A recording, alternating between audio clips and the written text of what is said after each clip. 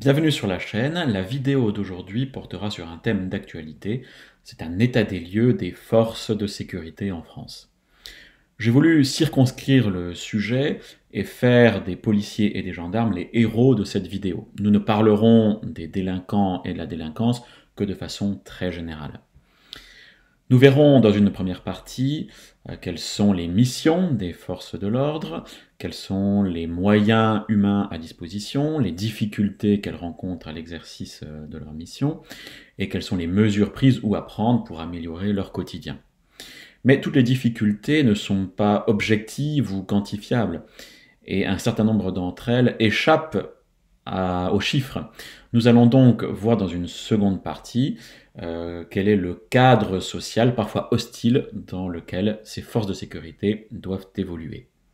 Voilà, avant de débuter, je me permets de vous rappeler, si vous le voulez bien, de vous abonner pour le bon développement de la chaîne. Donc allez-y, n'hésitez pas, cliquez sur le bouton. Merci.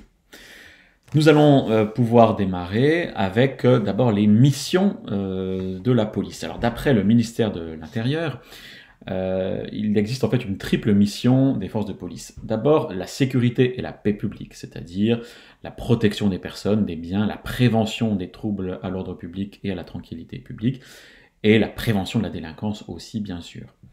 La deuxième grande mission, c'est la police judiciaire, c'est-à-dire rechercher, constater les infractions pénales, enquêter, rechercher les auteurs et surtout les arrêter et les déférer aux institutions judiciaires. Et puis, dernière mission très importante, le renseignement et l'information afin de prévenir toute menace aux intérêts fondamentaux de la nation ou à la souveraineté nationale. Passons maintenant aux effectifs des forces de l'ordre.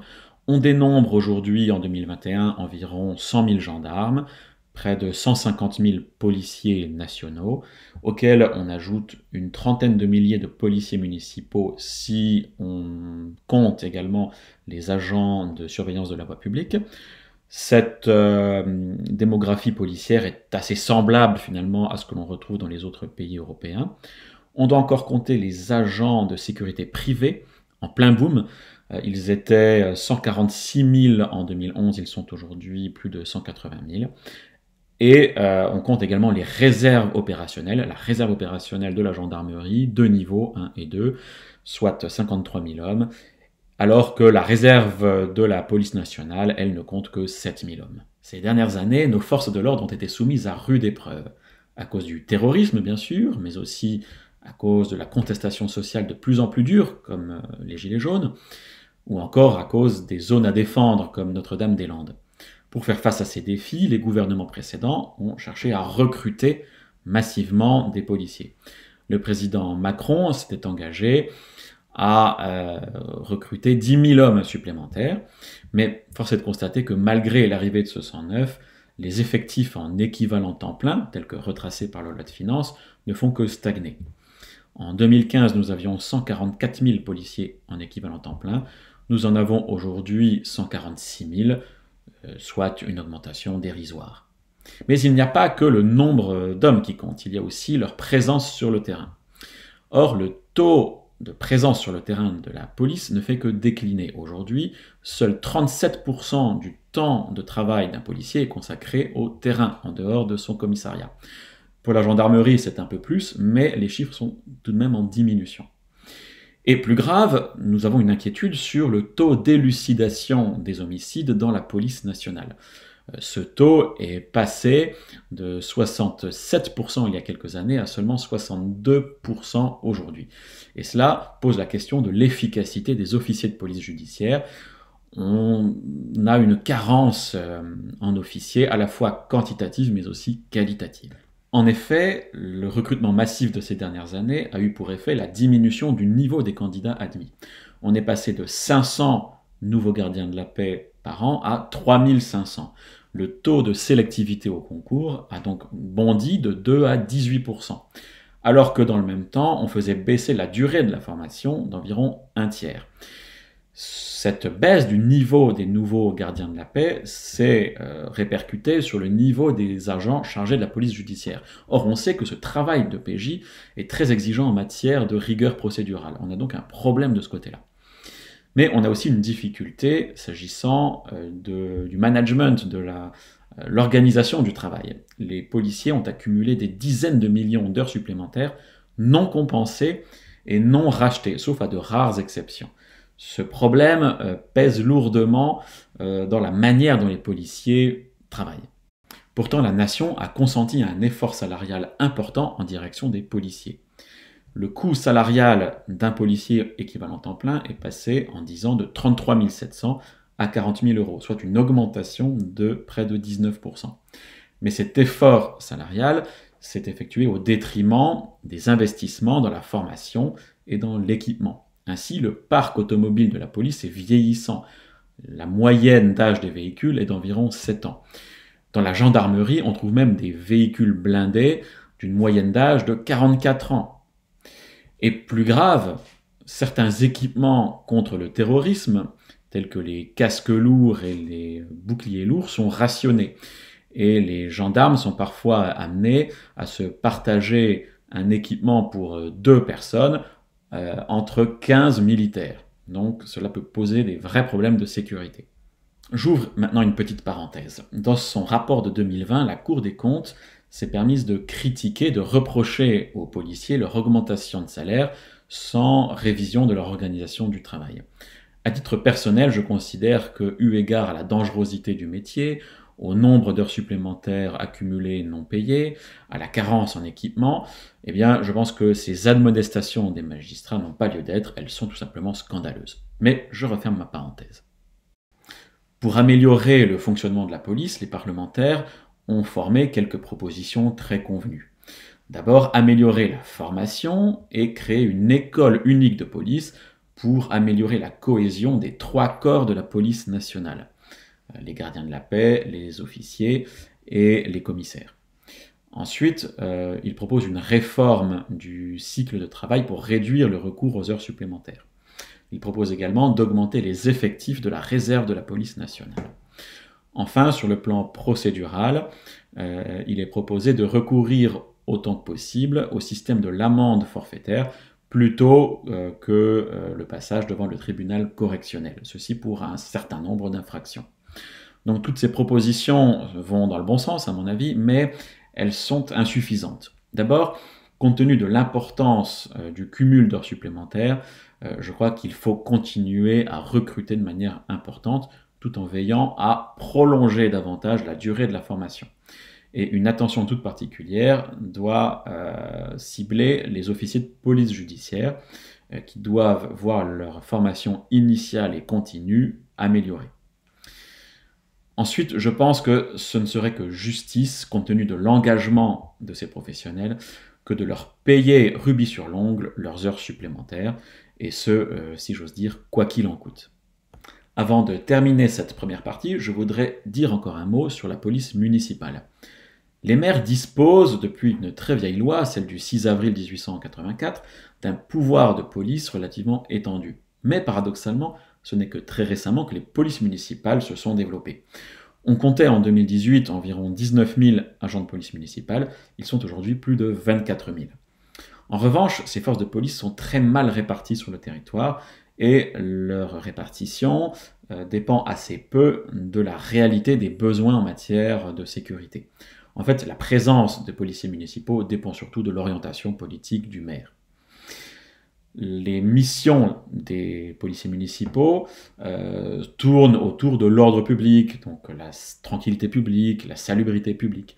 Mais de plus en plus, les patrouilles interviennent sur des flagrants délits de trafic de stupéfiants. Donc, les missions réelles de la police municipale aujourd'hui convergent vers celles de la police nationale. Il me semblerait donc logique d'intégrer ces forces municipales au corps des gardiens de la paix de la police nationale, puisqu'il serait, après tout, légitime de reconnaître une expérience professionnelle à ces agents, et en leur assurant une formation complémentaire, je pense qu'on pourrait parfaitement arriver à cet objectif.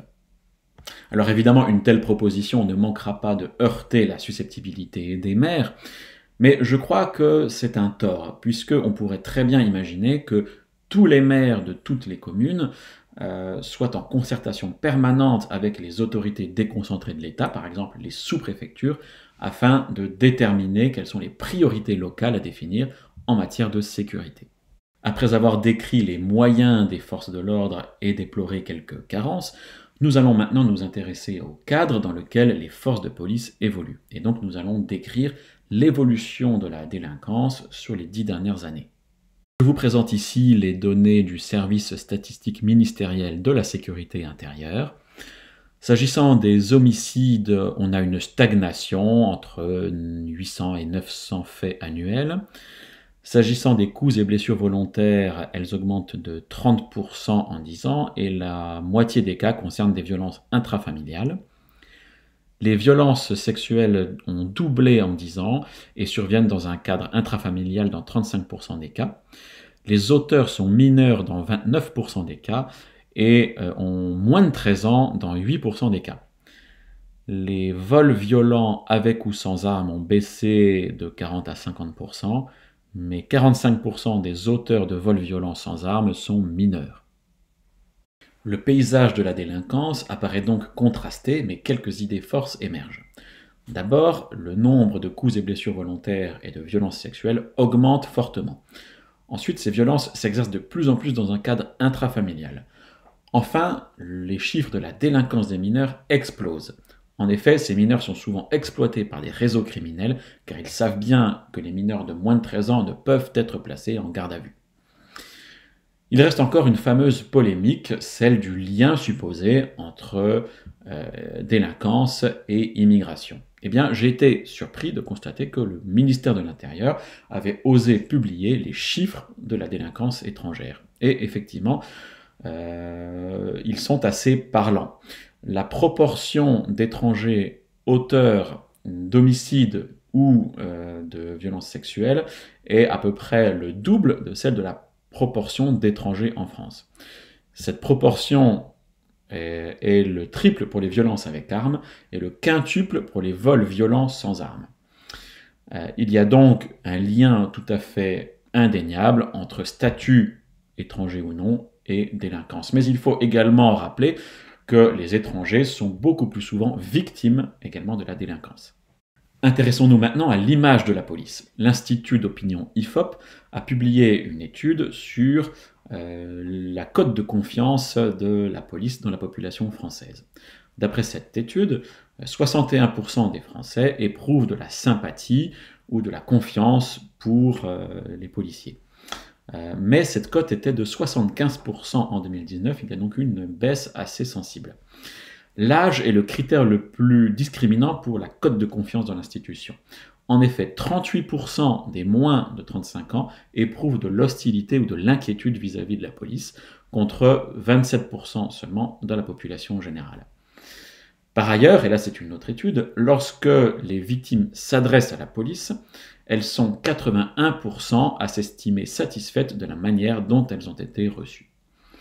Malgré ce taux de confiance tout de même relativement bon, de nombreuses manifestations ces dernières années ont instillé dans les esprits l'image d'une police globalement violente et irrespectueuse des personnes interpellées. Le rapport de l'IGPN va nous aider à y voir plus clair. L'inspection a enregistré au cours de l'année 2020 32 cas de décès et 78 cas de blessures lors d'une intervention policière. Sur les 32 cas de décès, 21 ne sont pas liés à l'usage de la force, mais à la prise de stupéfiants, de la cocaïne, à un coma éthylique, à un état de santé précaire de la personne interpellée, ou encore bien souvent à la tentative de fuite de cette personne. On collige donc de nombreux cas d'accidents de la route, de noyade ou encore de suicide dans ce contexte de fuite. Ensuite, dans 9 cas, les policiers ont effectivement usé de leur arme à feu, mais à chaque fois pour protéger leur vie ou celle d'un de leurs collègues ou encore celle d'une tierce personne, vie qui était menacée par la personne interpellée.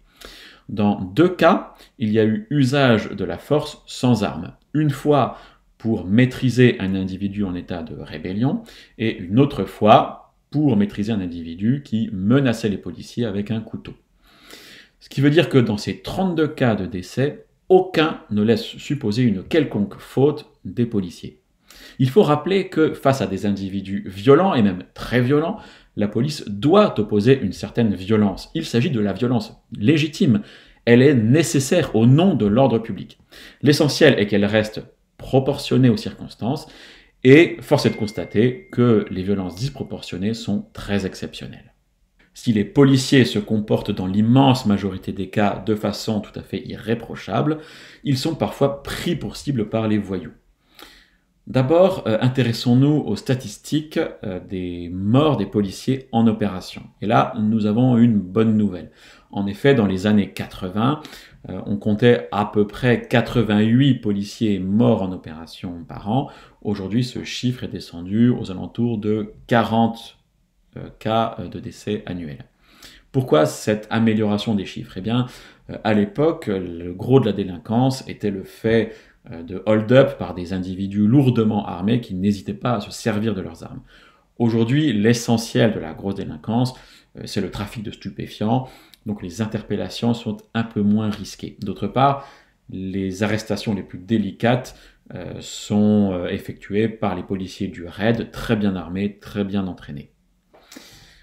Toutefois, de nombreux voyous d'aujourd'hui n'hésitent plus à attaquer les policiers gratuitement, entre guillemets. C'est typiquement l'affaire de Viry-Châtillon, cette commune de l'Essonne qui a vu se perpétrer en 2016 une attaque tout à fait scandaleuse. Une vingtaine de meurtriers avaient incendié un véhicule de police et empêché les agents de s'extraire de la voiture en flammes. Et le moins que l'on puisse dire, c'est que la justice a été clémente. Elle n'a condamné en appel que 5 des criminels, et les peines prononcées n'ont pas dépassé 18 ans de prison. 8 individus ont été acquittés. Cette affaire malheureuse et le verdict ont suscité à juste titre l'indignation de la police. D'abord, on peut s'interroger sur les raisons pour lesquelles les agents n'ont pas fait usage de leurs armes. Ils auraient pu le faire, mais sans doute craignaient-ils de passer pour des tueurs d'enfants. Et ils ont donc préféré prendre des risques pour leur vie plutôt que de subir un procès dans lequel ils auraient été désignés coupables. C'est en tout cas la thèse de Marc Lamola, un célèbre policier à la retraite. Effectivement, ce climat de suspicion générale anti-flic peut emporter des conséquences très graves. Ensuite, on ne peut pas ne pas évoquer un certain laxisme judiciaire. Certes, on manque de place dans les prisons et cette problématique relève de la décision politique. Mais enfin, aujourd'hui, on n'est plus en 1945. La délinquance des mineurs n'a plus rien à voir avec celle de jadis. Ce n'est plus du chapardage, c'est du trafic d'armes, c'est des réseaux criminels, ce sont des meurtres. Il est donc temps que l'institution judiciaire réagisse enfin. Nous arrivons enfin à notre conclusion. Je vais vous surprendre, mais je vais reprendre les mots de Michel Foucault, surveiller et punir. Mais je les reprends à mon compte. Je crois intimement qu'il faut surveiller et qu'il faut punir. C'est le rôle du couple police-justice. N'ayons pas peur de ces termes, la nécessité publique l'exige. La répression, comme la prévention, coûte. Mais ce sont des investissements nécessaires pour l'avenir. Et si nous laissons pourrir la situation, alors nous le paierons bien plus cher demain. J'ai voulu limiter le périmètre du sujet. Je suis donc parfaitement conscient de n'avoir pas traité l'ensemble des questions concernant la police et la sécurité. Mais j'ai surtout voulu susciter le débat et la réflexion. Donc n'hésitez pas à mettre vos commentaires, n'hésitez pas à aimer la vidéo, à la partager, à vous abonner à la chaîne si ce n'est pas encore fait. Je vous dis à très bientôt. Bonne fête, joyeux Noël, vive la police et vive la France. Merci.